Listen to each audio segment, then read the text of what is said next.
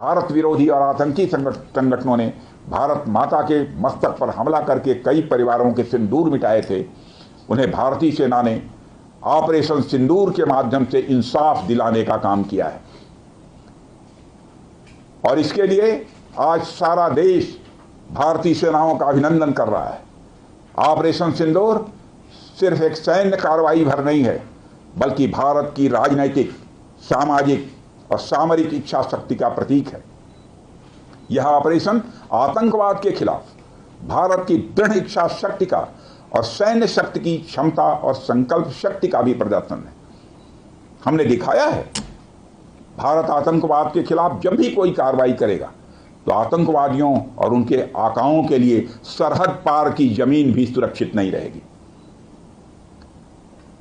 भारतीय सेनाओं ने ऑपरेशन सिंदूर को पाकिस्तान में मौजूद आतंकी ढांचा ढहाने के उद्देश्य से लॉन्च किया था।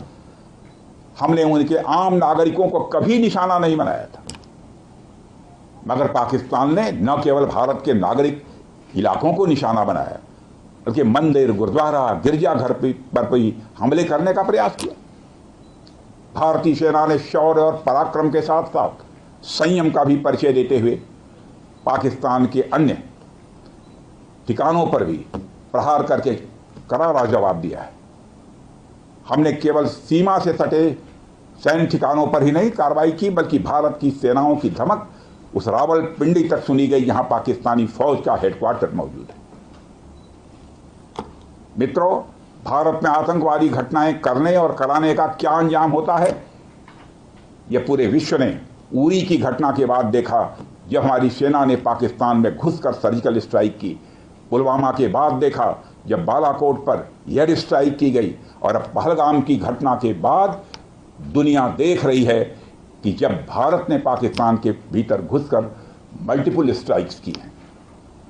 आतंकवाद के खिलाफ जीरो टॉलरेंस की नीति पर चलते हुए हमारे यशस्वी प्रधानमंत्री नरेंद्र मोदी ने स्पष्ट कर दिया है कि यह नया भारत है जो आतंक के खिलाफ सरहद के इस पार और उस पार दोनों तरफ प्रभावी कार्रवाई करेगा। यह हमारे प्रधानमंत्री जी ने स्पष्ट रूप से यह संदेश दे दिया। मैं एक बार फिर से BrahMos integration and testing facility centre और इस प्रोजेक्ट में शामिल सभी स्टेक होल्डर्स को हार्दिक बधाई देता हूं।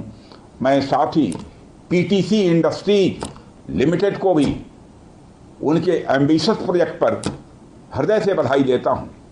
इन तमाम प्रोजेक्ट्स की शुरुआत पर मैं लखनऊ और उत्तर प्रदेश की जनता को भी बधाई देता हूं, जो इस ऐतिहासिक पहल का हिस्सा बन रही हैं। अंत में मैं आप सभी का आभार प्रकट करते हुए अपनी बात को समाप्त करना चाहता हूं और आप सभी से मैं खेद भी व्यक्त करता हूं कि निर्धारित समय पर मैं इस कार्यक्रम में उपस्थित नहीं हो सका, लेकिन देर आया दुरुस्त आया। आप सबको बहुत बहुत धन्यवाद। जय हिंद।